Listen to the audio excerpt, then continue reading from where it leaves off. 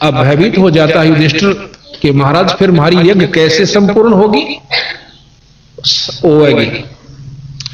एक संत है इधर, छोटी जाति में है, उसका सुदर्शन नाम है। नीची जाति वाले को सुपच कहते हैं। वाल्मीक यानी भंगी के घर में जन्म है, और वो संत आवे तो बात बन सके। तो वो कहने लगा युधिष्ठिर के उधर हमने अर्जुन जी को भेजा था, उससे पूछते हैं। वो कह के आए कि नहीं संत को। अर्जुन बुलाया, कहने लगा भाई आपने वहां कोई संत होंगे, उधर कह के नहीं आए उनको। हैं जी संत, पर वो तो अभिमानी बहुत है। की बात है? कृष्ण जी कहने लगे कि मैंने उनसे कहा था कि हमारी यज्ञ में चलियो महाराज। तो वो कहने लगे कि 100 यज्ञ का फल मुझे दे दो पहले, तब मैं थारे यज्ञ में भोजन पान चालू, क्योंकि तुमने इतने पाप कमा रखे से और उसके उपलक्ष्य में तुम ये धर्म कर रहे हो, भाई हम भोजन खाने नहीं जाए। तो आपने क्या जवाब दिया? मैंने ये जवाब दिया। भीम कहने लगे, तो भीम ने से कहा, तो उन्होंने बोला जी वो तो कहने लगा कि 100 यज्ञ का फल दे मैं जब चालू। मैंने कहा कि हमारी तो प्रथम यज्ञ है, और देख लियो थारी इच्छा होता आ जाओ। आपने तो उल्टी आंट लगा दी। तो कृष्ण जी कहने लगे संतों को ऐसे नहीं कहा करते, और या मेरे को बताना चाहिए था अपना आकर के कि कोई संत ऐसे बोला, मैं समाधान बताऊं। वो अजीब के बना, मेरे साथ चलो। खुद भगवान कृष्ण नंगे पैरा और 500 पांडु राजा 6 के 6 चले जाते हैं, और जाकर के उस समय क्या हुआ, वो सुपच सुदर्शन कौन था थोड़ा सा विवरण दूंगा। वो सुपच जो था वो सुदर्शन बंगी जाति में छोटी जाति थी। वैसे संत तो हम तो नहीं मानते जात को, पर जो फीत लागगी वह कहनी पड़े। वाल्मीकि महर्षि भी हो गए, पर भी वाल्मीकि कहना नहीं छोड़ा उसका। तो वो कबीर साहब के शिष्य थे। अब प्रश्न उठेगा कि कबीर साहब और द्वापर में करुणा में नाम से आए थे कबीर साहब, वो उनके शिष्य थे और पूर्ण ब्रह्म परमात्मा सतपुरुष के उपासक थे। अब जैसे हम जिसके उपासक हैं उतना लाभ लेते हैं। जैसे डीसी से मेल हो रहा है तो डीसी ताई का लाभ मिल रहा है हमें। मुख्यमंत्री से मेल है तो मुख्यमंत्री ताई का हम लाभ ले रहे हैं, इसमें कोई शक नहीं, लाभ जरूर ले रहे हैं। और जिसका प्रधानमंत्री तो मेल हो रहा है वो न्याराय संत, वो सिफारसी न्याराय पाओगा। तो इस प्रकार वो पूर्ण ब्रह्म परमात्मा जैसे आपको व्याख्या करी थी, ब्रह्म से ऊपर परब्रह्म और परब्रह्म से ऊपर पूर्ण ब्रह्म। उस पूर्ण ब्रह्म के उपासक कबीर साहब और अवतार कबीर साहब थे। कबीर साहब यानी करुणा में से नाम ले रखा था सुपत सुदर्शन ने। उस दिन जिस दिन कृष्ण भगवान और 5 वो पांडव उनको बुलाने के आमंत्रित करने के लिए जाते हैं, तो कबीर साहब ने अपनी शक्ति से उस सुपत सुदर्शन को कहीं दूर भेज दिया किसी कामवश, और वहां उसका रूप बनाकर खुद बंदी छोड़ बैठ जाते हैं। भगवान कृष्ण जाते हैं, जाके लंबी दंडौत करते हैं जैसे हम करते हैं आस्तीन ग्रंथ साहब के सामने और संतों को। इस प्रकार 5वों ने जब कृष्ण भगवान ने दंडौत करी तो 5वां ने उनने भी करनी पड़ी। तो उठ कर कहते हैं, सुदर्शन जी कहने लगे कि कैसे आए त्रिलोकीनाथ इस गरीब की कुटिया पर। तो भगवान कृष्ण बहुत सात्विक और सतोगुणी प्रधान है। कहने लगे महाराज आपकी महिमा ने कौन जान सकता है, अब मैं आपको आमंत्रित करने आए हैं कि हमारी यज्ञ में चलिए। तो भगवान कबीर साहब कहते हैं, सुदर्शन कहते हैं कि भगवान कृष्ण बात ऐसे है कि ये भगत जी आया था 4-5 दिन हुए जब भीम का नहीं, क्यों भीम नारा पछाण में आवे। अग इसको मैंने कही थी कि भी मैं यज्ञ में जब चालूंगा मैंने 100 यज्ञ का फल दे दो। कि भगवान कृष्ण तो सारी जाने थे, ने बोले महाराज आप ही की वाणी है, क्योंकि जो कबीर साहब ने शास्त्र ईब लिखे हैं ये चारों युगा में लिखा है जो के तो आपकी वाणी है कि संत मिलन को चालिए तज माया अभिमान, और जो पग आगे धरे ओ हे यज्ञ समान। अब जितने भी भक्तात्मा, चाहे करोड़पति, चाहे कोई बड़ा अफसर, चाहे कैसा भी है गरीब, जो यहां से सतभाव से सत्संग समागम में आया है, अपने अहंकार अभिमान ने त्याग कर, तो उसको एक एक कदम का फल एक यज्ञ के समान है। ये संतां की वाणी है। तो इस प्रकार कहने लगे महाराज आपकी वाणी है कि साध मिलन को चालिए तज माया अभिमान और जो जो पग आगे धरे वो है यज्ञ समान। हे सतगुरु आप अपने 100 यज्ञ ले लो और बाकी मारे दे दो जोड़ी में, हमारा भी उद्धार हो जाए। इतने भी नम्र भाव से भगवान कृष्ण प्रार्थना करते हैं। ये मानता का सबूत होता है, जिसमें ज्यादा शक्ति और भक्ति होगी वो नम्र ज्यादा होगा, और जिसमें कम होगी वो उखड़ सुखड़ सा बोला करे, करड़ा करड़ा रहा करे। भगवान कृष्ण जो से बहुत विनम्र और 3 लोक के सबसे श्रेष्ठ सतोगुणी प्रधान। जैसे प्रभु जी ने छाती में लात मार दी थी इनके, और फिर भी उनकी टांग पकड़ के बोले ए महाराज इसे बज्जर के और फूल के सी लात लागी कदे टूट ना गई हो, आपका दर्द तो नहीं हुआ? और मारे के साथ उसकी पकड़ के टांग मनमाना मरोड़ दे और गेलम गुत्थम गुत्था खुटम खुटा, नहीं, उन्होंने ऐसा नहीं किया। तो इतने विनम्र और सतोगुणी भगवान कृष्ण विष्णु जी है। तो कहने लगा मैंने इनसे कहा था कि 100 या 100। अच्छा, फिर ने बोला भी बात तेरी ठीक से। प्रसन्न हो गए भगवान कबीर साहब और ने बोला वह चालना चालना, और अपनी सुमरनी माला थी खुट्टी पर टंग रही थी। भीम ताई ने बोले भाई भीम एक सुमरनी ठा लाइए मेरी। अब भीम वो माला तारण जा सर, भीम पर माला नहीं उतरती उनकी, और पसीना पसीना हो रहा। उस भीम ने नौका हाथी भगवा दिए थे, रुआजती गोटे नहीं आ लिए, और वह उस संत की माला नहीं उतरी। जब कभी और उसके मन में भीम का यूं था कि कृष्ण जी क्या नाराजी करने लाग रहे हैं, रिश्ते और यज्ञ पूर्ण होगी। ये भी बोले रहे भगवान कृष्ण, ये मन में विचार कर रहा क्यों उसकी टूटी सी लंगोटी, टूटे से जूते, लांडी सी लंगोटी, ढाडी बदी हुई, सावला सा रंग जैसे जंगली से होया करें, इस रूप में बंदी छोड़ बैठे। तने बोला रहा भीम मेरे में तक में शक्ति ना पर सुमरनी ना उतरती भी रात्रि जान गया कि तो जाने से शर्मागत ले नाड़ कर ली, और महाराज ने उठकर अपनी सुमरनी ठा ली, चाल पड़े। अब यज्ञ मंडल में आ जाते हैं। अब इतने बड़े बड़े विद्वान और बड़े बड़े ऊपर स्टेजा बैठे, बड़े बड़े लाल लाल लत्ते पर कर 5-5 तिलक ला कर 6-6, और उस बूढ़े से महात्मा ने देख के भीतरे भीतर ताश से अगले से शेर यू बजाओगा इनका संख, पर ऊपर तो प्रकट नहीं कर रहे। तो कृष्ण जी द्रौपदी ते कहने लगे द्रौपदी बाण अच्छा सुथरा भोजन बना दे। इस महापुरुष ने जय रुचि से भोजन खा लिया ना, थारा शंख बाजेगा। अब मन में ये संख्या द्रौपदी का भी आ गई थी कि इसी इसी विद्वानों से ऐसे ऐसे जो शब्द बैठे अरे तना बाज जाए, यू मन में विक्षेप जरूर आ जाए, मन बहुत खतरनाक चीज है। फिर भी उसने रोटी जी ला कर बनाया भोजन, 36 प्रकार के व्यंजन तैयार किए और लाकर चांदी की थाली में न्यारी न्यारी कटोरिया में और रख दिए। अब भगवान कबीर साहब ने यानी सुदर्शन जी ने क्या करा, क्योंकि वहां सुदर्शन को के रूप में आए थे, सुदर्शन ही का चलेगा यहां पर। अब कई प्रमाण हम आपको बताएंगे जैसे कि संत क्या कर देते हैं अपने भगत को उभारन खातिर। तो सुदर्शन जी ने क्या करा, वो सारी जो किसी में खीर था, किसी में हलवा था, किसी में किशमिश और तरह कई प्रकार के पकवान बना रखे थे, 36 प्रकार के, वो सारे ज्यों के त्यों एक थाली में इकट्ठे कर लिए थोड़े थोड़े जितने खाने थे, और उसकी खींचड़ी सी रड़ा ली, जैसे ने सारे गथोड़ में थोड़ दिए यानी रड़ा लिए।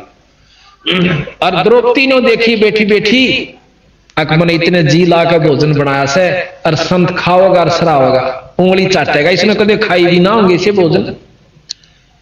और जब उसने नो देखा कि मेरी तो 2 घंटा की आंख खुदाई चूल्हे आ गए दुम्मे में, और इसने जो है ना यू सारा जो है खिचड़ी बना ली, इसमें स्वाद का भी ना बेरा, यू कित के शंख बजावेगा, यू गलीज, यानी मन बहुत को सुता के विचार करके 1 सेकंड में कि इसने जो ना खान का भी ना बेरा, यू कहां के शंख बजावेगा, इसने लाए इसे पकड़ के, ये बहुत को सुता है। मन के मते ना चालिए, मन है पक्का दूत, और ले डूबा दरिया में फिर जात छूट।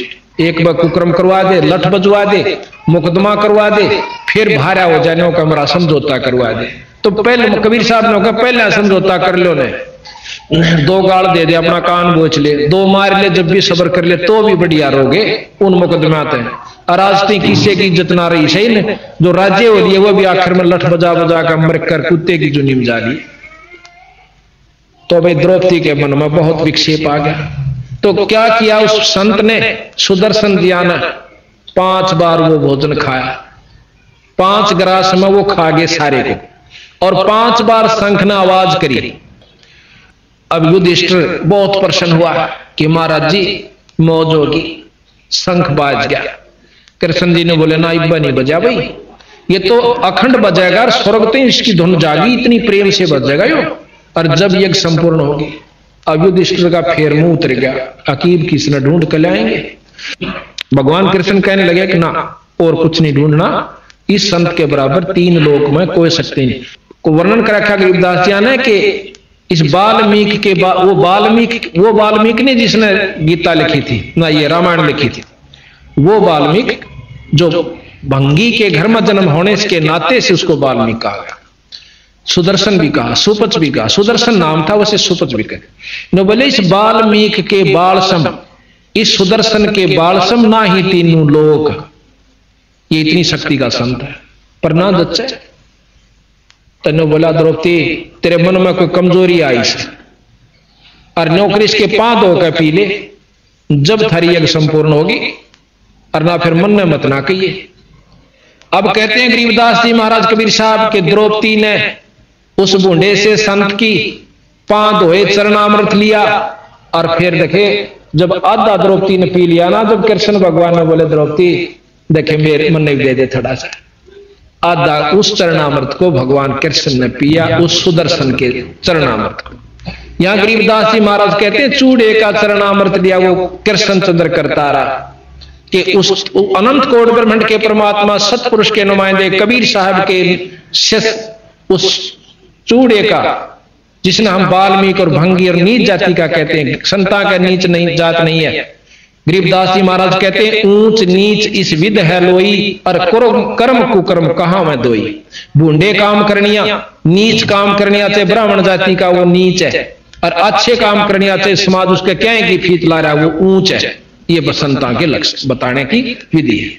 तो उस समय वो शंख जो ही चरणामृत लिया तो वो शंख अखंड बाजता है बहुत देर तक, और स्वर्ग तक उसकी झनकार सारी पृथ्वी पर घूम जाती है जब वो यज्ञ संपूर्ण होता है।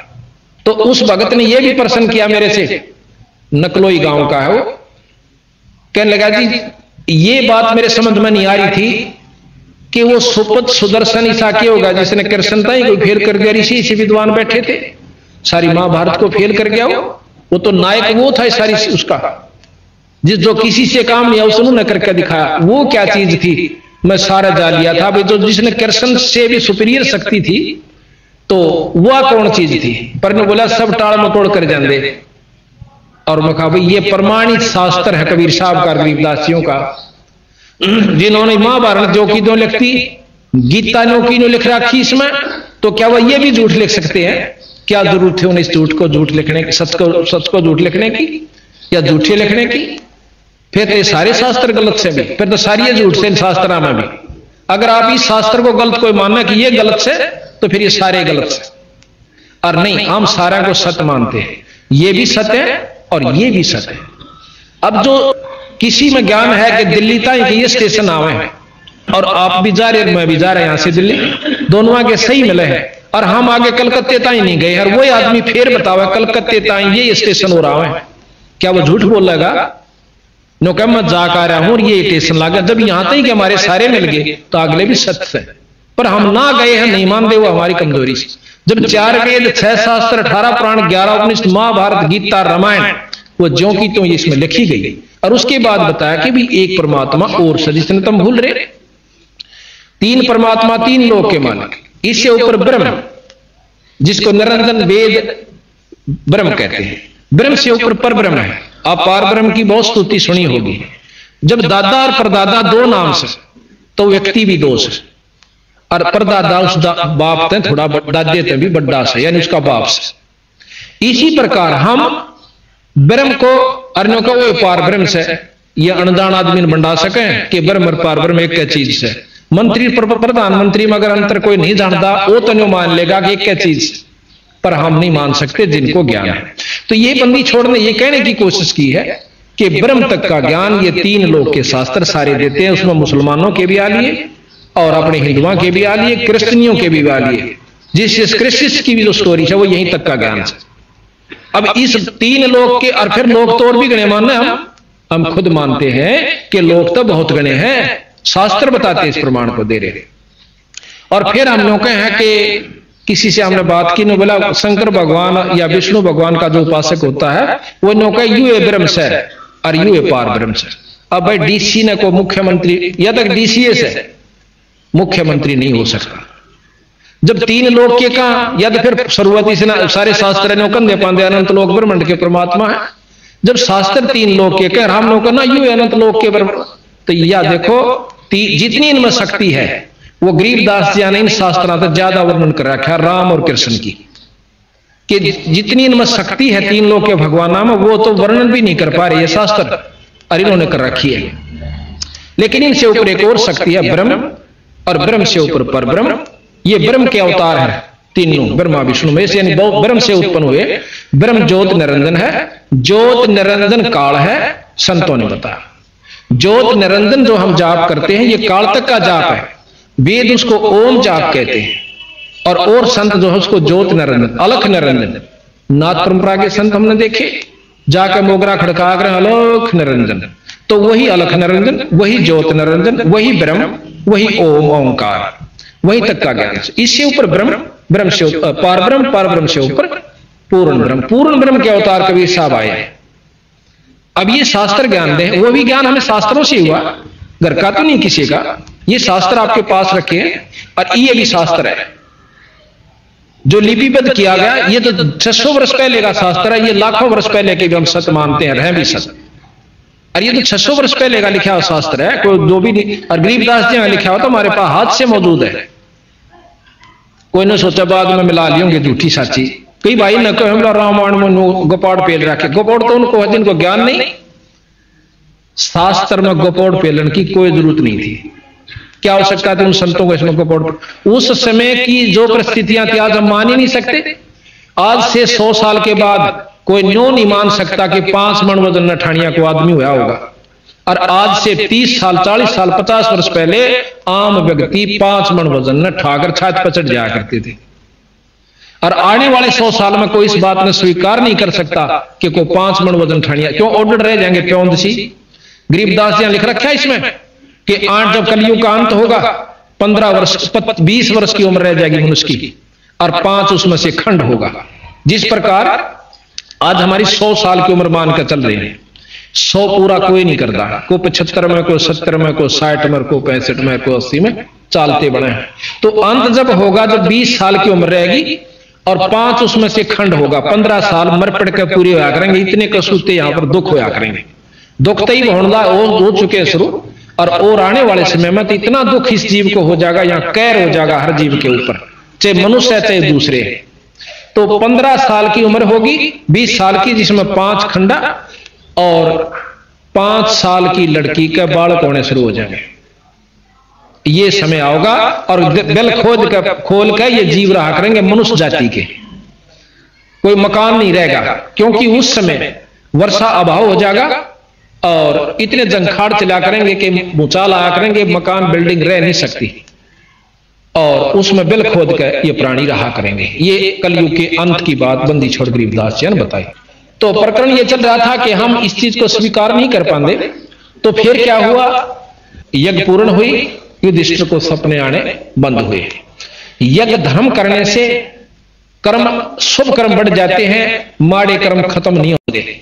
या भूल मत करियो कि कोई नौका मैंने यज्ञ कर दिया और पिछले पाप कर्म खत्म हो गए। यज्ञ का फल अलग से मिलेगा और पाप कर्मों का अलग से मिलेगा। धर्म का जैसे यज्ञ क्यों करवाया गया, जिस प्रकार सब्जी में मिर्च ज्यादा हो जाए और वह ना खाई जाती होते घी घेर ले, पर जो अवगुण मिर्च का सब भीतर शरीर में जाकर अवगुण मिर्च जरूर करेगी, खा जरूर गए।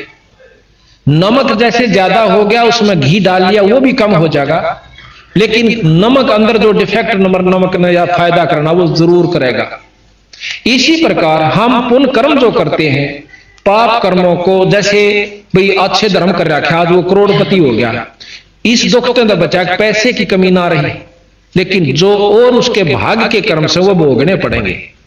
उसका बालक भी मर जाएगा, टांग भी टूट जाएगी, अधरंग भी मारेगा, अंधा भी होगा, चाहे करोड़पति के चाहे अरबपति हो। वह कर्म अलग से, वो सुख न्यारे कर्म का से। तो यहां तीन लोक की व्यवस्था का प्रधान ये है कि जिसे कर्म जीव करेगा वो भोगने होंगे। और ये बंदी छोड़ महाराज कहते हैं हमारी शरण माए पाछे, उस पूर्ण पर सत्पुरुष की शरण माए पाछे और सच्चे नाम का सार नाम का जाप करनी है पाए, ये पाप कर्म खत्म हो जाया करे। अब यह बात नहीं जचा थोड़ी सी कि इनमें के शक्ति होगी कि ये खत्म कर दें, ये कर सकें, और तीन लोक की व्यवस्था में ये कर्म खत्म नहीं हो सकते। क्यों? फिर गीता का ज्ञान झूठा। और ये प्रमाणित से त्रेता युग में रामचंद्र जी ने बाली मारा था और द्वापर में श्री कृष्ण के रूप में आकर उसका बदला देना पड़ा। अपने कर्म ने खुद भगवान विष्णु नहीं काट सका, वो भोगे से रहा। तो इनकी उपासना से आप अपने कर्म कटवाण की दबाट देखियो मत। ये कबीर साहब कहते हैं, मैं नहीं कहता ना, ये गरीबदास जी के। हाँ, इनकी उपासना सुख जरूर मिलेगा, जैसे मार्गदर्शन गीता जी में किया, वेदों में कर रखा। इसके अनुसरण अगर आप करोगे तो आप इस तीन लोक में सुखी हो सकते हो, पर जन्म मरण की बीमारी तो फिर भी नहीं बच सकते। ये कबीर साहब। आज तक हमने कथाएं पढ़ी, शास्त्र ज्ञान किया, रामायण पढ़ी, महाराज भगवान राम का ज्ञान हुआ, कोई बात नहीं। और इष्टवादी होकर के हम उसके, जैसे भगवान कृष्ण जी ने कि हम लीलाएं पढ़ते हैं, उसमें कई ऐसी लीलाएं भी हैं जो कि आम व्यक्ति उसको स्वीकार नहीं करता और अच्छा व्यक्ति नहीं मानता, लेकिन हम उसको गलत नहीं मानते। तीन लोक के जो परमात्मा होगे वो जो चाहे सो कर सके। कहते हैं गरीबदास जी के सैंस गोपी का भोग कै फेर जती कह लाया, और ऐसे त्रिभुवन राय हैं एक जाके पाप लगानी, ऐसा त्रिभुवन राय। कृष्ण भगवान 16,000 गोपिकाएं के साथ भोग विलास किया। अब कई भाई कैसे कि जब वो इतने खोटे कर्म करा करता, क्या कहा भगवान? अब इस बात में हम नहीं पढ़ते, वो भगवान तो वो था ही, तीन लोग के उपासक थे परमात्मा, और लीलाएं ये सारी सत असत माननिया अपनी कमजोरी में से। अब हमने उस ज्ञान को मिलाना है कि कहां तक कौन सा ज्ञान हमें श्रेष्ठ और कहां ले जाएगा।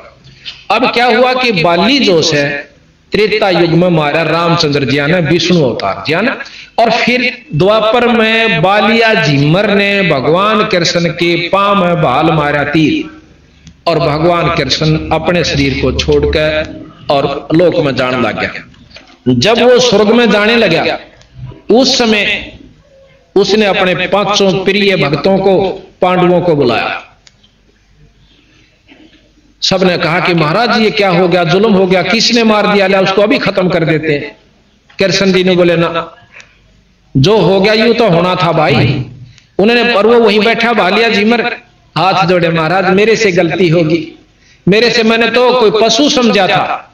भगवान कृष्ण के पांव में एक पद्म का निशान था जिसमें बहुत चमक होती है, और मैंने वो पांव पे पांव रख के ऐसे महाराज लेटे हुए थे किसी वृक्ष के नीचे, और उसके जो फुंगड़ों में कहे, झुरमटों में कहे, उसने सोचा कोई मृग बैठा है इतनी मोटी आंख वाला, और उस आंख समझ के उनके पांव में तीर मार दिया।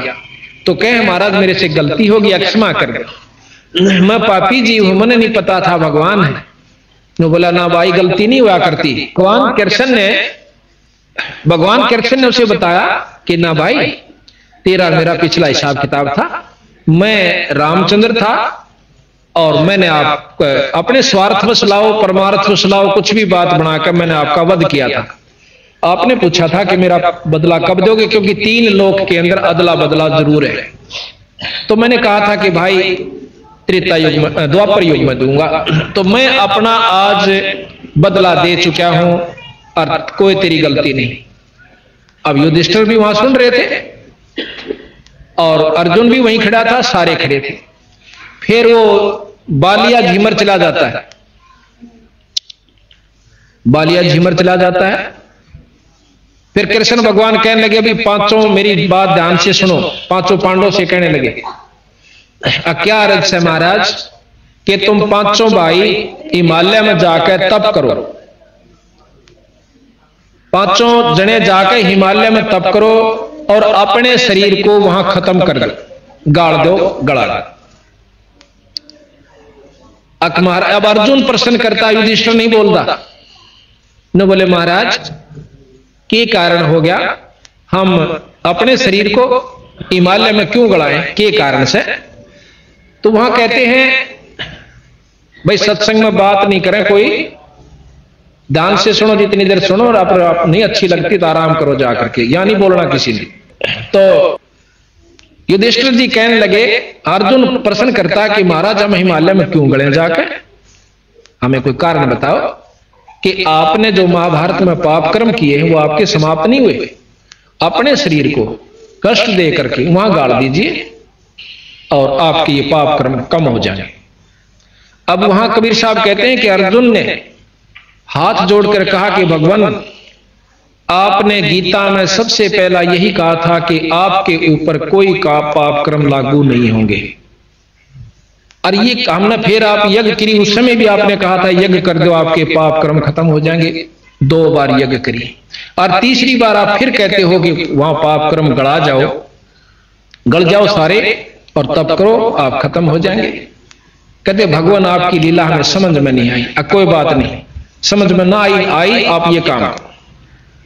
अब ज्यादा बोलने की हिम्मत नहीं होती क्योंकि बहुत विद्वान थे, भगवान अपने सौलोक को चला जाते हैं। अब कबीर साहब कहते हैं यहां तक के तो ज्ञान शास्त्र देते हैं, अब आगे का मैं बताऊं। 5 पांडव हिमालय में गड़ जाते हैं, युधिष्ठिर जो है केवल उनका पंजा पंजा गड़ता है, वो सह शरीर अपने पिता के पास चले जाते हैं। ये 5 कौन थे? युधिष्ठिर धर्मराय का लड़का था, जो लेखा जोखा करता धर्मराज, उसका पुत्र था। यहां नाटक करने के लिए आए थे। जिस प्रकार एक फिल्म के अंदर करोड़पति का लड़का एक रिक्शा चलाता है और रिक्शा में सही रोल कर रहा है, कति रिक्शा पुलर का और गरीबी का, और भाई जिस ढंग से वो रहता है, एक भिखारी का कर रहा है, वो सही रोल कर रहा है। वो ना तो भिखारी है उस पिक्चर में, पर पिक्चर देखने वो बिल्कुल सच लग रहा है, आनंदित भी हो रहे हैं, दुखी भी हो रहे हैं उसके दुखों में। तो ये इसी प्रकार वहां से ये 5 महाशक्तियां आई थी अर्जुन जी के साथ, कृष्ण जी के साथ। युधिष्ठिर धर्मराज का लड़का और भीम पवन देव का लड़का और अर्जुन इंद्र जी का लड़का, और ये जो 2 थे नकुल और सहदेव, ये अश्वनी देव के लड़के थे। ये चारों के चारों तो नरक में डाल दिए, कबीर साहब बताते हैं, युधिष्ठिर को छोड़ के। युधिष्ठिर अपने पिता के लोक में चला जाता है, धर्मराज के लोक में। अब वहां जाके कहता है कि मेरे भाई कहां है, क्योंकि ये ममता जो से बहुत देर तक, अब एक सफर में भी हम काफी देर रह ला, एक स्कूल में जो 2 साल 4 साल 10 साल इकट्ठे पढ़ ले, जब वो न्यारे न्यारे चले जाते हैं तो कभी ममता जरूर उमड़ेगी कि एक बार फेट काम जिनका अच्छा सलूक रहा है मिल के आओ। तो इसी प्रकार भगवान युधिष्ठिर जी कहने लगे कि अपने पिताजी से कि वो मेरे भाई कहां हैं। युधिष्ठिर जी के पिता यानी धर्मराज कहने लगे कि कोई किसी का भाई नहीं था, वहां तो एक खेल अपना खेल का है सो तुम, और वहां कोई किसी का भाई नहीं, तू तो मेरा पुत्र है और ये तेरा लोक है, ये तेरा राज, यहां रहे। उसमें इतनी ममता होगी कि ने बोला मैं उनके दर्शन जरूर करूंगा, जो मेरे साथ 100 साल रहे, कितने दिन रहे, और मेरे रह नहीं सकता, मैं पागल होने जा रहा हूं। तो धर्मराज ने बताना पड़ा कि वे चारों नरक में पड़े हुए। कहने लगा नरक में क्यों गए? कि उन्होंने एक महाभारत किया था, युद्ध किया था, उसका पाप कर्म वो भोग रहे। अब युधिष्ठिर जी कहने लगे उनका कोई समाधान हो सकता है? हो सकता है। आप अपने पुण्य उनको दो, वो कुछ समय के लिए उन पुण्यों को भोगने के लिए बाहर आ सकते हैं, पर कर्म फिर भी भोगने पड़ेंगे, पाप भी। आप अपने पुण्य दे सकते हो और उनको बाहर निकलवा सकते हो कुछ समय के लिए, जितना वो पुण्य दोगे, उनके बाद फिर उन्होंने वो कर्म फिर भोगने पड़ेंगे। न बोला जी एक बार कटवा दो, न बोला जा भाई तेरे पुण्य जाएंगे इसमें, अग जान दो कि ममता बहुत बुरी चीज होती है। वहां जाकर के अपना संकल्प कर देते हैं कि मेरे पुण्य इन चारों भाइयों को, चारों को संकल्प करता हूं और ये नरक से बाहर आ जाए। वो चारों फिर नरक से बाहर आए। जब बाहर आ लिए, जब उनके पांव पकड़कर रोए हैं युधिष्ठिर जी, मैं ठीक नाट गया था उस महाभारत में, युधिष्ठिर लड़ते परंतु मेरी एक नहीं बसाई। ये कबीर साहब कहे मैं अपनी तरफ से नहीं कहता, गरीबदास जी शास्त्र प्रमाण देता है। तो यहां बंदी छोड़ गरीबदास जी महाराज कहते हैं कि इस महाभारत को आप 100 बार पढ़ लो और लाख बार पढ़ो, ज्ञान हो सके कि के काम उस दौरान हुआ और कौन सा करने का था और कौन सा ना करने का। आज गीता जी की कसम खा के और कोर्ट में कई सालों तक और हाथ दिया जाता है कि मैं गीता जी की कसम खाता हूं। क्यों? हमारा श्रेष्ठतम, हिंदुओं का श्रेष्ठतम ये ग्रंथ है, और जो गीता जी की कसम खा ले वो नरक में जा सकता। अब दोनों तरफ से गीता जी पर धरे जाते हैं। जो जुल्मी है वो भी धरे, मुर्जम भी, और जो दूसरा भी धरे, गवाह भी धरे। जो कहूंगा साच के सिवा कुछ नहीं कहूंगा। और फिर जो फैसला हो से वो फिर एक तो झूठा होएगा जब दोनों कसम खावे। तो भाव ये से कहने का हमारा कि यहां जो सबसे श्रेष्ठ ज्ञान गीता जी का, अब इसको लीजिए। गीता जी के ज्ञान तक अंतःकरण साफ हो सके।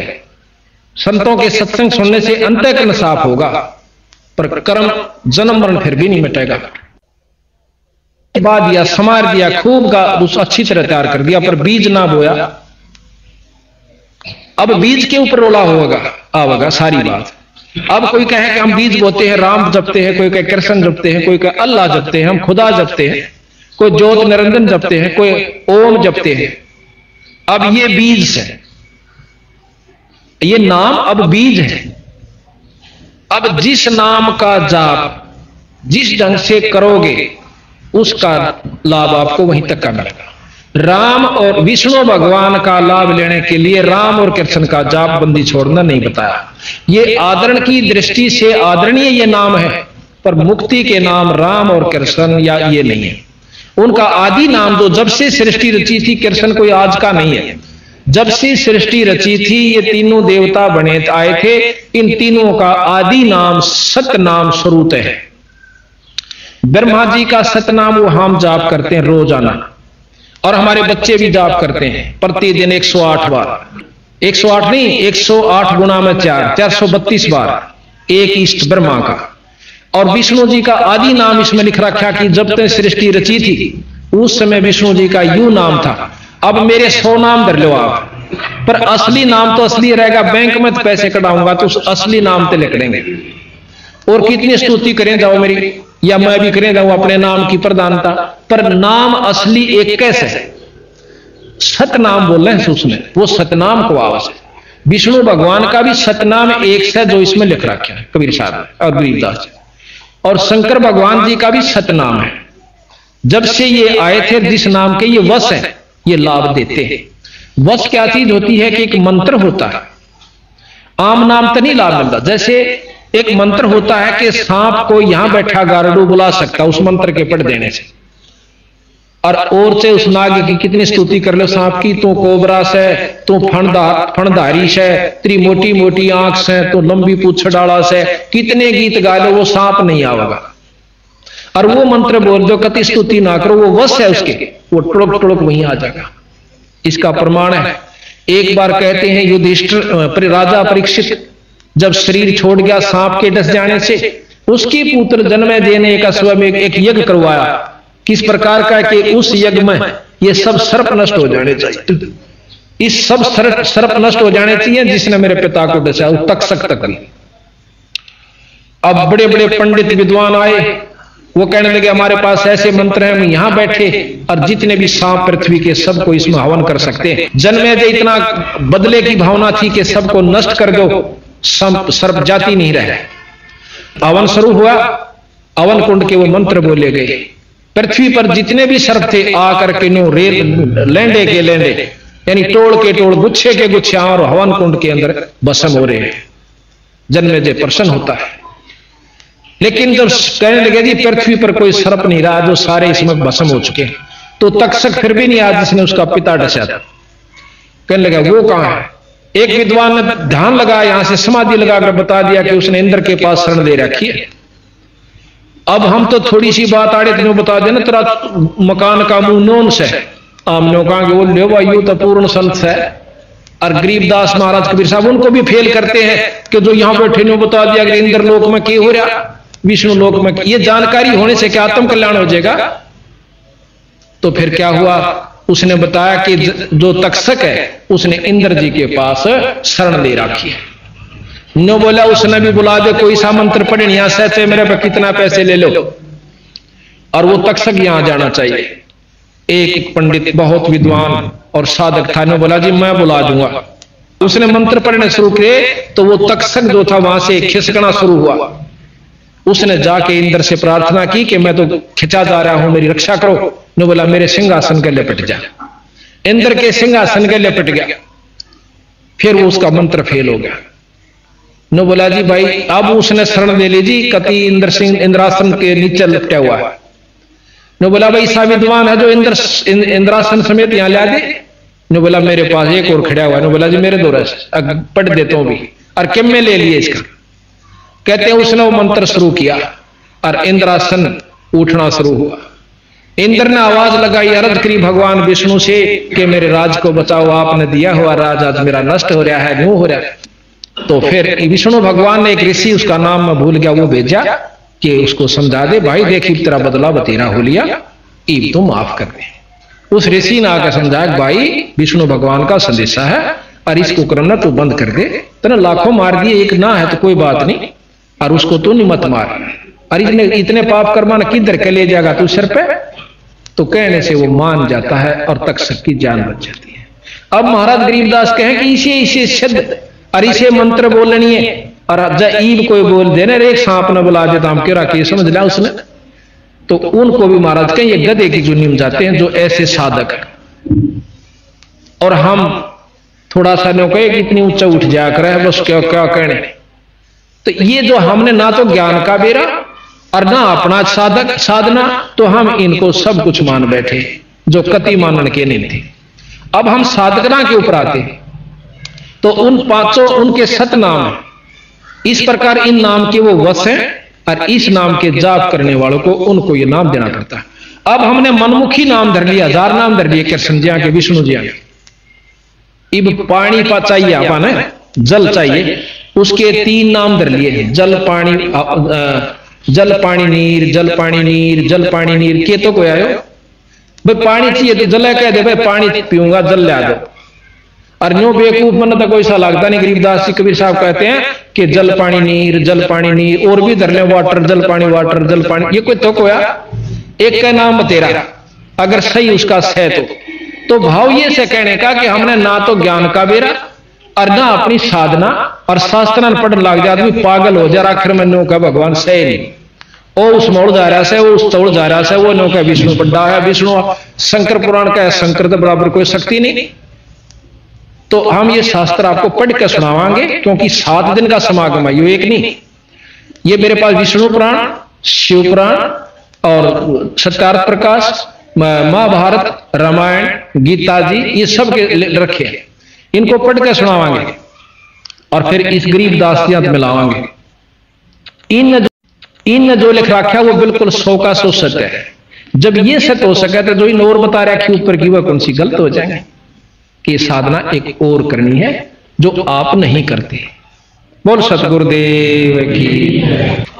अभी आपने सुना कि जिस प्रकार तो उस भगत जी ने मेरे से प्रश्न किया था कि मैं इस बात को नहीं जान पाया आज तक कि सारी महाभारत को फेल करने वाले वो सुपत जी कहां से आ गए।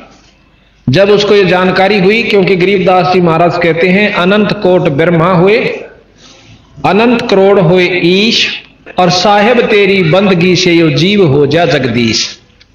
तो उसको बताया कि भाई परमात्मा कबीर साहब के अंदर वो शक्ति है कि उनके सतनाम को जाप करने से ये जीव भी पी बन जाता है। जो 3 लोक के परमात्माओं में शक्ति होती है वो सतगुरु के उपासक हंस में हो सकती है। अब हम आपको ये बताने की कोशिश करेंगे कि कबीर साहब में क्या शक्ति थी। जिस प्रकार हमने भगवान राम और कृष्ण जी को ईश्वर संज्ञा में ले रखा है, उनकी लीलाओं को सुनकर, उनकी महिमाओं का जानकारी हो जाने से उनने के काम करे, क्या क्या किया कि गीता जी के ग्रंथ का उन्होंने हमें ज्ञान दिया, उसको हमने बहुत श्रेष्ठ ज्ञान मानकर भी उनको ईश्वर संज्ञा में लिया। दूसरा यह है कि उन्होंने अपने पिताजी को कैद से छुड़वाने के लिए कंस का वध किया, और जैसे पूतना को दूधी का जहर लगाकर मारने के लिए पूतना गई थी, भगवान कृष्ण ने उसको खत्म कर दिया और मरे नहीं। और भी बहुत से कितने राक्षस गए थे, उनके काबू में भगवान कृष्ण नहीं आए। इन शक्तियों की जानकारी हो जाने से, लीलाओं के ज्ञान से हमने उनको ईश्वरीय संज्ञा में ले लिया, और इसमें कोई शक नहीं। इसी का प्रमाण बंदी छोड़ कबीर साहब तथा गरीबदास जी बतावे हैं कि ये तीन लोक के परमात्मा थे। अब हम आपको कबीर साहब की लीला बताएंगे। गरीबदास जियों ने जो भी वो देखा था अपनी आंखों से, यानी सुरत की आंखों से, अंतःकरण की आंखों से, बाहर की आंखों से काम नहीं चलता। बहुत से पथ भ्रष्ट समझो, मार्ग से भ्रष्ट हो चुके हैं जो भक्तजन, वो केवल आंखों से ही नो कहीं आंखों से दर्शन करवा देता हूं भगवान का। तो इसका मतलब है कि जिन जो अंधे हैं वो तो इन आंखों का दर्शन कर ही नहीं सकते, वो तो परमात्मा। सूरदास जी तो ईश्वर के दर्शन कर ही नहीं सके था। वो आंखें और हैं जिनसे ईश्वर के दर्शन होते हैं, परमात्मा के दर्शन हो सकते हैं। तो उन आंखों से कबीर साहब ने गरीबदास जियों को वो ऊपर के मंडल दिखाए, और जो उन्होंने देखा वही यहां पर लिख दिया। महाराज कहते देखती कहत हूं, अनदेखी कहत नहीं। ये जो भी मैंने लिख रखा अपनी आप देखी हुई कही से, इसमें झूठ रती भरनी है। तो अब हम आपको कबीर साहब के बारे में जानकारी देंगे कि उनमें क्या शक्ति थी। हमारे पास कबीर साहब के बारे में आपको जानकारी देंगे कि कबीर साहब अनंत कोट ब्रह्मांड के परमात्मा है। अनंत करोड़, जिसको पूर्ण ब्रह्म कहते हैं। कबीर साहब इस कलयुग के अंदर वैसे तो बहुत बार प्रकट हुए, बहुत बार, परंतु लंबे समय में जो प्रकट होकर रहे वो कबीर नाम से और काशी जी में प्रकट हुए। विक्रमी संवत 1455, विक्रमी संवत 1455 में जेठ उतरते की पूर्णवासी पूर्णमासी के दिन बंदी छोड़ कबीर साहब काशी से लगभग 2.5-3-4 किलोमीटर की दूरी पर एक लहर तारा तालाब है, उसके अंदर अपने सब इच्छा से अपने सतलोक से आकर और एक कमल के फूल के ऊपर प्रकट हुए। पूर्णमासी को, पूर्णमासी को जेठ उतरते की पूर्णमासी विक्रमी संवत 1455 सन 1398 ब्रह्म मुहूर्त में सुबह सुबह बंदी छोड़ कबीर साहब लहर तारा तालाब में कमल के फूल के ऊपर प्रकट हुए। और नीरू नीमा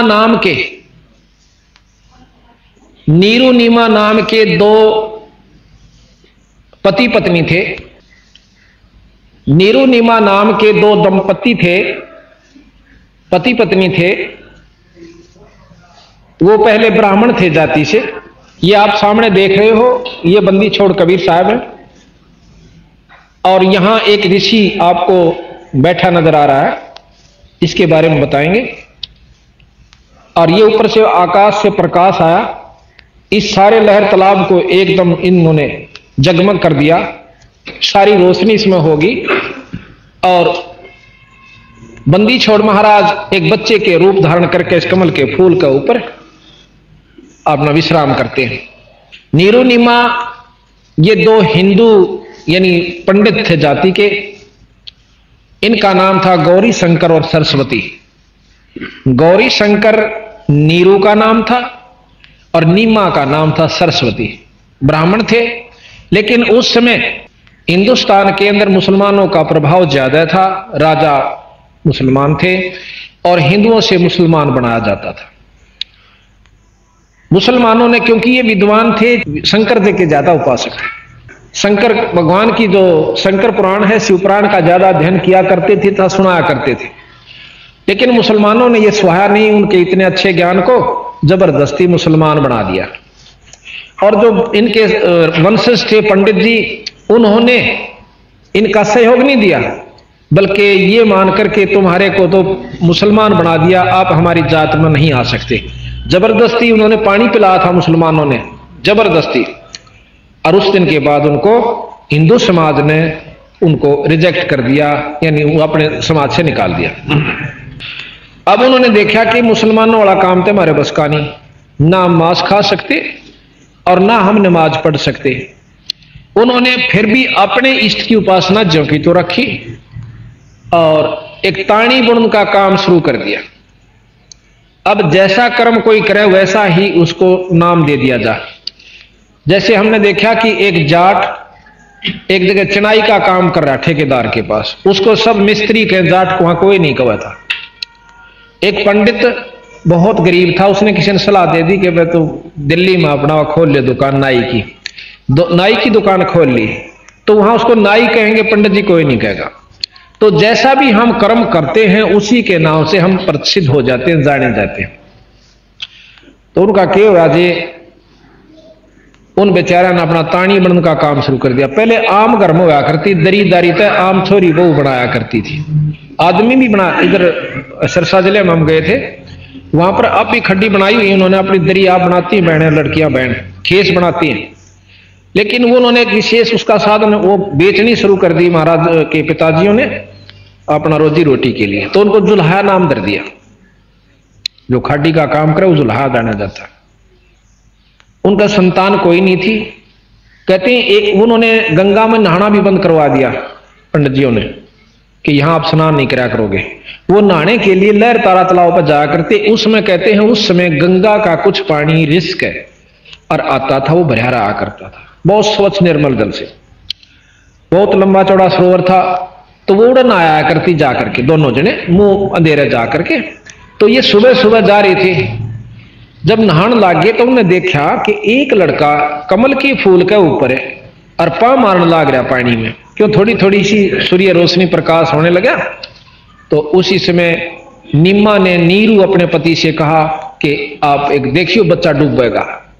अब नीरू ने कहा कि इस जल में भी इसने बच्चा दिखा है, क्योंकि संतान नहीं है, बेचारी पागल हो रही है। उन्होंने बोला इस जल में बच्चे का क्या काम, अगली जल्दी देखो देखो डूब गया, वो डूबेगा बच्चा। अब उसने भी इतनी कराट से कहा तो एकदम नजर गई, सामने देखा है तो कम से कम भी बहुत ज्यादा पानी उसमें और बहुत दूरी पर, लगभग 50 फुट की दूरी पर बच्चा नजर आवा। अब वहां पर ना तो कोई औरत धरका आ सकती और जच्चा तो भी ना बढ़ सका उस पानी में। तो भाव ये सब लोग वैसे मनमुखी बना रखा। कई भाई कैसे कि वो तो एक विधवा ब्राह्मणी का हुआ था, शर्म की मारी की तस्गेर की थी, एक टोकने में पाया था, नो पाया था। ये सब बनावटी बात से कति नरी झूठ है। नो कहे बिना माँ बाप का पैदा ही नहीं हो सकता। जब शुरू में सृष्टि रची जब कैसे हुई थी, कौन था, माँ था कि बाबू था, पहले विचार करिए। वो परमात्मा बना भी सकता है और आप भी आ सके, इसमें कोई आंट मानन की आवश्यकता नहीं। और जिस परमात्मा पर पाबंदी होगी नो नहीं कर सकता तो भगवान नहीं है, ईश्वर संज्ञा में नहीं है, वो जो चाहे सो कर सके। तो जी वो भाग के अंदर गया और समेत फूल उस बच्चे को ले आता है। आज कबीर साहब एक कमल के फूल लगा ऊपर है और लहर तारा तालाब के अंदर आए। वहां पर नीरू जो है, नीरू भाग करके अंदर से उस कमल के फूल में थे और सजा फूल उठा लाता है और नीमा को दे देते हैं। ये साथ में नीरू खड़ा है और ये इधर महाराज कबीर साहब को लिए नीमा खड़ी है सरस्वती जी, जो कि जिनका पहला नाम सरस्वती जी था। तो अब उसने निकाल तो लिया बच्चे को, फिर उसके याद आई अक्तन तो चाड़ा कर दिया। पहले तो हमारे को हिंदू से मुसलमान बना दिया और अब हम इस लड़के ने ले जाएंगे तो हो सकता है वो लोग हमें ताने देकर बुरी अच्छी कह करके और किसी राजा को सिकला करके कहीं से हमें देश निकाला ना दे दें। तो क्या करें? उसने नो कहा अपनी पत्नी नीमा से कि इस लड़के ने यहीं डाल दे, हम नहीं ले जाएंगे। अब औरत की आत्मा बहुत नरम हो है, ने बोली जी मेरे प्रति बालक नहीं गिरा जा सकता, ये बच्चा मेरे से नहीं पढ़ सकता। क्योंकि मां ने बेरा होश है कि नवजात शिशु और इसके मां नहीं बाप नहीं, कितनी बुरी हालत में ये तड़पेगा मरेगा। ने बोली जी देख मैं तो इसने छोड़ नहीं सकती। तो ये छो में आ गया आखिर में नीरू जी कि मैं तेरा थप्पड़ मारूंगा और इसने गेर यहीं पे, या फिर रोने लागी, बैठ कर बोली कुछ नहीं। इतनी कराहट देख के माई की तो बंदी छोड़ कबीर साहब एक दिन के शिशु बोलते हैं, कहने लगे भगत जी मैं आपके लिए सतलोक से आया हूं और मुझे घर ले चलो, आपको कोई कुछ नहीं कहेगा। और इतनी आवाज कबीर साहब के मुंह से सुनकर उस नीरू की पिंडी कांपन लागी, घबरा गया कि ये पता नहीं क्या देव है या कोई गण है या कोई भूत प्रेत ना हो। और घबरा करने बोला भाई तो ले चाल बेशक मैं कुछ नहीं कंदा आपसे। उस बच्चे को लेकर घर ना आ जाते हैं। तो वहां क्या होता है, बच्चे को लेकर घर ना आगे विचर, अब किसी ने बेरा पट्टा को भाई ये तो एक छोरा ठाए ले किसी का, कोई तो कुछ कहे, कोई कुछ कहे और कोई कुछ कहे। तो ये दोनों घबरा जाते हैं कि केरा होगा। अब मुसलमानों को पता चला कि चलो लड़के का नाम रखेंगे और अपनी कुरान लेकर आ जाए। अब यहां गरीबदास जी की साखी पार्क के अंग से आपको सुनाते हैं। है तो इन्हीं की, बाकी सुमन नोट कर रखी अलग से शॉर्ट में। तो बहुत बड़ा पार्क का अंग से 3-4 घंटे में लगातार पढ़े जब पूरा होगा और समझाने लग जाए तो 3 दिन में समझा जाएगा, लगातार 6-6 घंटे समझाऊं जब। पर ये मेन जो हमारी आवश्यक थी वो हमने इनमें से निकाल ली। बाकी उन्हीं की कोई उर्दू में कोई किसी भाषा में, उन्हीं को प्रमाणित महाराज ने सब भाषाओं के लिए रखे। यहां लिखा है ग्रीब अनंत कोट ब्रह्मंड में बंदी छोड़ कहाए, सो तो एक कबीरे हैं जननी गणान माए। वो तो एक बंदी छोड़ कबीर साहब है, ना किसी मां के पैदा हुए ना किसी जननी के हुए। अनंत कोट ब्रह्मंड में ये बंदी छोड़ कहाए, सतपुरुष ये बंदी छोड़ को है। बंदी छोड़ का आपको परिचय देंगे। अब फिर प्रमाण देते हैं गरीबदास जी। गरीब शब्द स्वरूपी सायब धनी शब्द सिंध सब माही, बाहर भीतर रम रहा जहां तहां सब ठाही। गरीब जल थल साक्षी पृथ्वी, गरीब जल तल पृथ्वी गगन में, बाहर भीतर एक पूर्ण ब्रह्म कबीर है, अवगत पुरुष अलेख है। गरीब सेवक होकर उतरे इस पृथ्वी के माही, जीव उदाहरण जगत गुरु बार बार बलि जाही। सेवक होकर एक छोटे से ताना बुन दिया, जुल्हा बनकाए बंदी छोड़। ग्रीब काशीपुरी कष्ट किया उतरे अदर अधार, मोमन को मुजरा हुआ जंगल में दीदार। मोमन कहते हैं जो हिंदू से मुसलमान बनाए गए वैरायटी के जो मुसलमान होते हैं उनको मोमन कहते हैं। ग्रीब कोट करण शिशिबान सोदे आसन अदर ब्रह्मान, परसत पूर्ण ब्रह्म को शीतल पिंड और प्राण। जो कहते हैं बंदी छोड़ गरीबदास जी के काशीपुरी कष्ट हुआ, काशीपुरी कष्ट किया, उतरे अदर आधार और परसत पूर्ण मोमन को मुजरा हुआ फिर जंगल में दीदार। अपनी मर्जी से सतलोक से आए थे शब्द स्वरूपी। शब्द अपनी शक्ति से जैसा रूप वो बनावे वैसा बना सकते, उसको शब्द स्वरूपी रूप कहते हैं।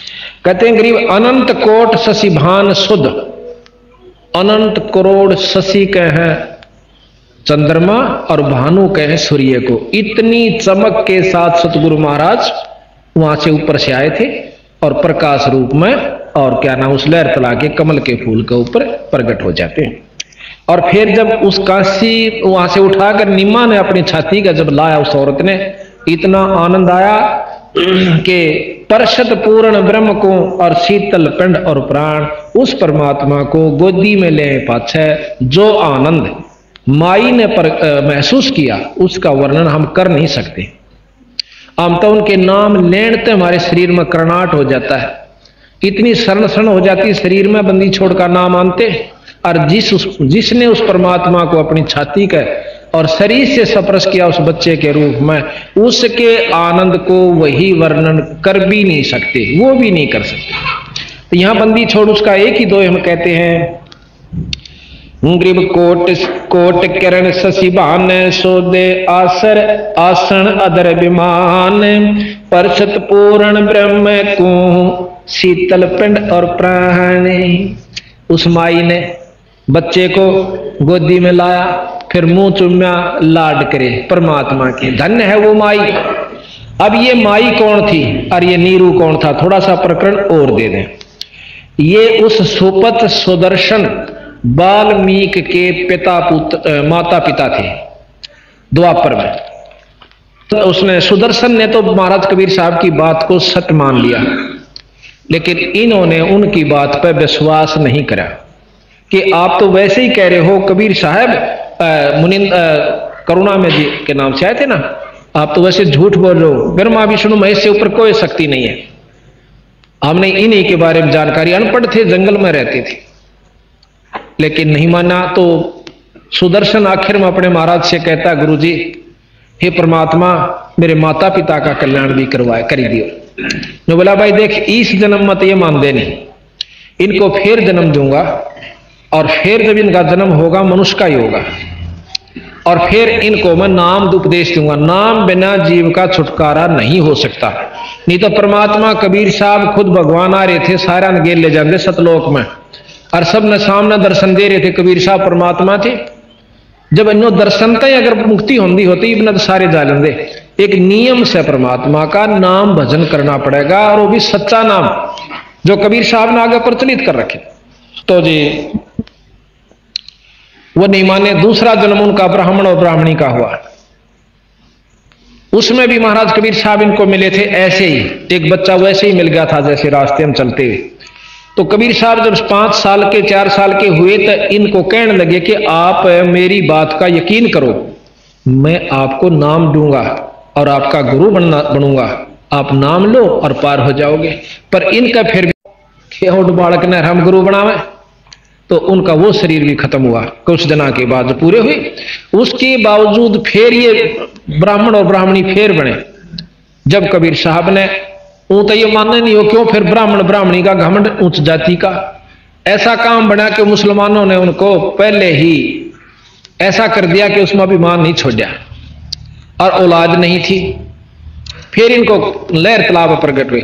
हाँ, पहले जन्म में जब महाराज इनको मिले, इनको कहने लगे आप नाम ले लो, तो ये नहीं माने। तो 5-7 दिन के बाद महाराज उनके सामने के सामने अंतर ध्यान हो गए थे, दिखे नहीं उनको। उसके बाद वो पुत्र रहित भी हो गए थे और बहुत पछताए थे, रो रो कर रुदन मचा दिया था कि हमने नहीं बेरा था, आप इतनी मान सकती हो। फिर महाराज ने अगले जन्म में फिर मिले एक बच्चे के रूप में, जैसे अभी वर्णन किया। तो उनको महाराज कहें, जो जन हमारी शरण है ताका हूं मैं दास, और गेल गेल लाग्या रहूं जब लग धरनी आकाश। फिर कहते हैं भक्ति बीज जो होवे हंसा, तारू तास के कोत्तर वंशा। एक भी कुणबे में अगर सच्ची भाव से कबीर साहब को मानता है, नाम ले रखा पूरे गुरु तक, तो उन्होंने उसके 101 पीढ़ी न पार करूंगा। ये प्रमाण दिया सतगुरु ने कि उसके माँ बाप को भी महाराज पार करके ले गए और इस रूप में आकर ले गए। तो यहां ग्रीब काशीपुरी कष्ट किया, गृह में गोद लिया मुंह चूम कर, कोट हेम रूप झलकंते, जगर मगर काया कर दमक पदम अनंते। हेम रूप जैसे हेम कहे बर्फ न, और स्नो व्हाइट का आकरण बहुत कति बर्फ के साथ सफेद, इतना बंदी छोड़ का चमकीला शरीर था। कहते हैं गरीबदास जी महाराज, गरीब गोद लिया मुख चूम कर, हेम रूप झलकंते, जगर मगर काया कर दमक पदम अनंते। गरीब काशी उमटी गुल भया, मोमन का घर घेरे, कोई कह ब्रह्मा विष्णु है, कोई कह इंद्र कुबेर। जब बंदी छोड़ के इसे सुंदर शरीर में छोटे से बच्चे कहने देखा, को तेनो कहे तो ब्रह्मा के शादी कैसे इतना तेज हो में बच्चा, कोई विष्णु, कोई इंद्र, कोई कुबेर, और कोई कहिए तो कोई देवता से। गृह में कोई कहे ये वरुण है, कोई कहे वरुण धर्मराय है, कोई कहते है ईश 16 कला सुभान गति, कोई कहे जगदीश। गृह में भक्ति मुक्ति ले उतरे, मेटन तीनों तापे, मोमन के डेरा लिया कहे कबीरा बापे।